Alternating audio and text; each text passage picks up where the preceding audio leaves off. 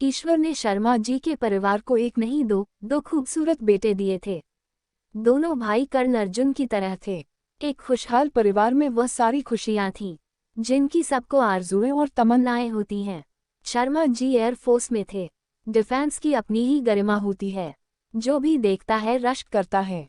लेकिन इधर कुछ दिनों से सरिता ने माता रानी की के दरबार में चुपचाप एक अलग ही अरदास लगा रखी थी, जिसकी किसी को खबर न थी।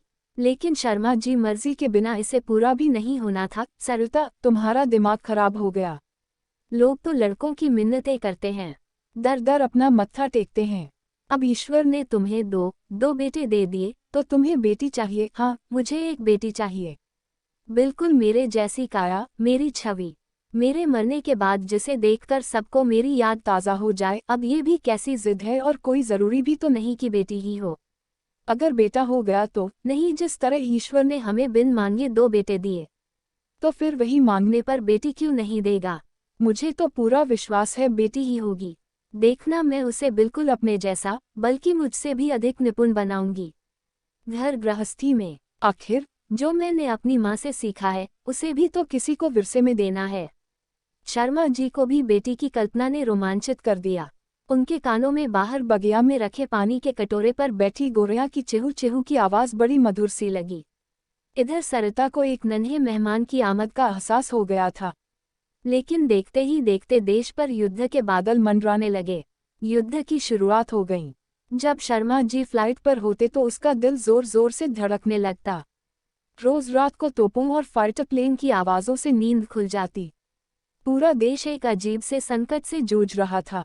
शर्मा जी के घर आते ही अपने साथी फौजियों की वीरता और बलिदान के किस्से उनकी जबान पर होते। सरिता भी उन किस्सों को बहुत ध्यान से सुनती, लेकिन उसके दिल की धड़कन एक अनजाने डर से कभी कभी तेज हो जाती। सरिता का खूबसूरत सा एहसास तब विश्वास में बदल गया जब डॉक्टर ने उसे होश आने पर बताया कि तुम एक बहुत ही सुंदर सी बेटी की मां बन गई हो। एक बार फिर घर में खुशियां अब निशा के रूप में थीं। दोनों भाई और मम्मी पापा की लाडली निशा बहुत बातूनी और हाजिर जवाब थी। बचपन से ही भाइयों की बराबरी करना, उनसे लड़ना झगड़ना, लड़कियों की सोच के बिल्कुल विपरीत। उसे गुड्डे गुड़ियों के खेल में कोई दिलचस्पी नहीं थी। समय का आभास ही नहीं हुआ। अब निशा हायर सेकेंडरी में थी। इस बार सेना दिवस पर करतब दिखाते हवाई जहाज़ों ने उसे रोमांचित कर दिया था। घर आकर पापा से जिद कर बैठी, पापा मैं भी फोर्स में ज्वाइन करूंगी, पायलट बनूंगी। इससे पहले शर्मा जी कुछ कहते, सरिता बीच में ही बोल पड़ी, नहीं बेटी, हम औरतें हैं, औरत ही हमारा धर्म है। देखो घर गृहस्थी के कितने काम पड़े हैं, मैं तुम्हें सब सिखा दूंगी। तुम अपनी पढ़ाई भी जारी रखना, बीई कर लो या जो तुम्हें अच्छा लगे वो कर लो, लेकिन बेटी फौज में जाना हमारे लिए ठीक नहीं। अरे मम्मी, आप किस जमाने की बातें कर रही हो। अब लड़का लड़की में केवल लिंग भेद है, बाकी कोई फर्क नहीं। लड़कियां भी वे सारे काम कर सकती हैं जो लड़के करते हैं। केवल जेंडर के आधार पर उनमें भेद नहीं किया जा सकता। आप तो जानती हो हर लड़की की तरह पापा मेरे भी आदर्श हैं, फिर मैं उनके जैसा काम क्यों नहीं कर सकती। शर्मा जी ने भी माँ बेटी की तकरार के बीच में कुछ बोलना उचित नहीं समझा। माँ बेटी की तकरार आखिर एक समझौता पर आकर रुक गई। माँ की भावनाओं का आदर करते हुए एयरफोर्स में जाने की जिद उसने छोड़ दी थी, लेकिन सरिता ने उसे एयरलाइंस में जाने की इजाज़त दे दी थी।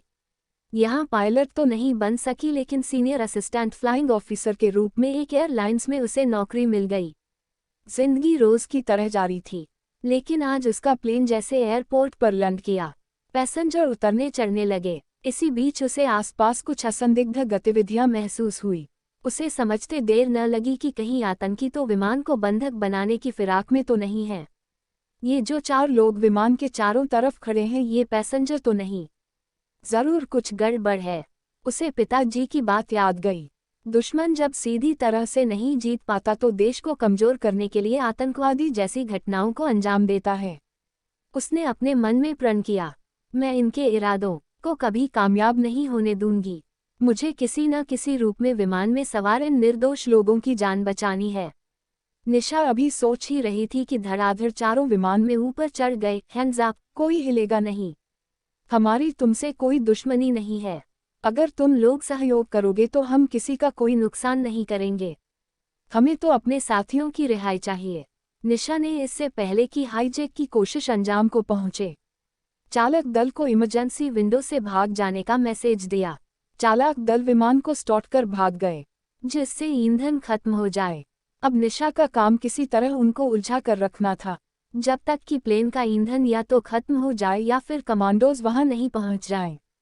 हुआ भी यही। इस जांबाज बेटी ने वीरता और बलिदान के तमाम किस्से माँ के पेट में ही पिताजी से सुन रखे थे। आज वक्त आया था उनका अनुसरण करने का।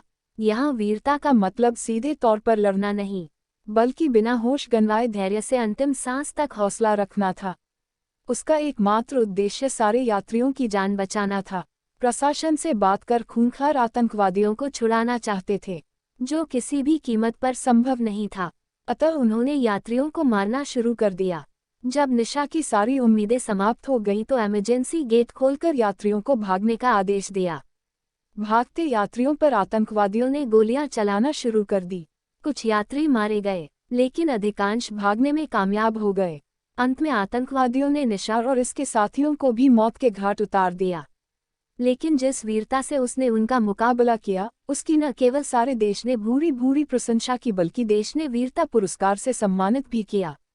सरिता को भी अब विश्वास हो गया था, कुछ लोगों को यह धरती माँ अपनी रक्षा के लिए पहले से चुन कर रखती है, भले ही उसे किसी भी माँ ने जन्म दिया हो।